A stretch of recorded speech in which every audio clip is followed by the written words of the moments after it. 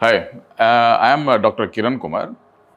Care hospital Banjara హిల్స్‌లో senior intervention కార్డియాలజిస్ట్‌గా పనిచేస్తున్నాను. Cardiac tamper అంటే ఇప్పుడు గుండె ఇలా ఉన్నప్పుడు దాని చుట్టూ ఒక పొర ఉంటదనమాట.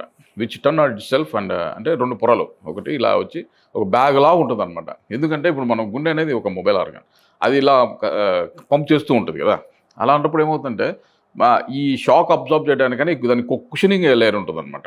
దాన్ని పెరికార్డియం ఉంటుంది. 2 పొరలు ఉంటాయి. ఆ పెరికార్డియం మధ్యలో నార్మల్‌గా పెరికార్డియల్ ఫ్లూయిడ్ అని ఉంటుంది. అది 15 ఎంఎల్ ఉంటుంది. 50 ఎంఎల్ 15-50 ఎంఎల్ ఉంటుంది పెరికార్డియల్ ఫ్లూయిడ్. ఇవి కాకుండా కొన్నిసార్లు ఏమైంది కొన్ని కారణాల వల్ల కారణమైనా కావచ్చు. దాని మధ్యలో ఈ పొరల మధ్యలో పెరికార్డియల్ ఫ్లూయిడ్ అమాంతంగా పెరిగిపోయి గుండెని కంప్రెస్ చేస్తుందన్నమాట. సో, ఆ కంప్రెస్ చేసినప్పుడు ఈ హీమోడైనమిక్స్ అనేవి మనకు వేరీ అవుతూ ఉంటాయి. దానివల్ల సింప్టమ్స్ వస్తూ ఉంటాయి. కేవలం ఫ్లూయిడ్ పెరికార్డియల్ శాఖలో ఉన్న ఫ్లూయిడ్ ఎక్కువ కాకుండా దాని గుండె చేంబర్స్ గదుల మీద ప్రభావం చూపించిందనుకో, ప్రెషర్ ఎఫెక్ట్స్ చూపించిందనుకోండి, దాన్ని ట్యాంపోనిడ్ అంటాం. ఇలాంటి ట్యాంపోనిడ్ కొన్నిసార్లు ప్రమాదకరంగా అయిపోయి ప్రాణం కూడా తీస్తుంది. అందుకనే వెంటనే దాన్ని గుర్తించాలి. డయాగ్నోసిస్ చేసిన తర్వాత వెంటనే పెరికార్డియో సెంటసిస్ అంటాం.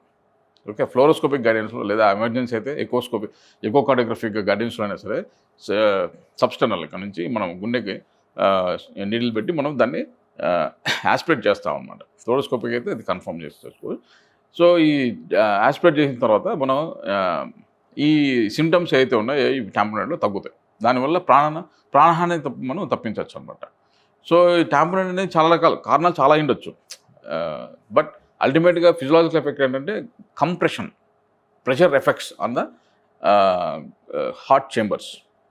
గుండె గది యొక్క మీద ఈ ప్రెషర్ ఎఫెక్ట్స్ పడడం వల్ల హీమోడైనమిక్స్ మారిపోయి పేషెంట్ సింప్టమ్స్ రావడం, అది ప్రాణాంతకంగా కావడం అనేది కార్డియాక్ ట్యాంపోనిడ్. దానికి పెరికార్డియక్ సెంటసిస్ చేస్తాం.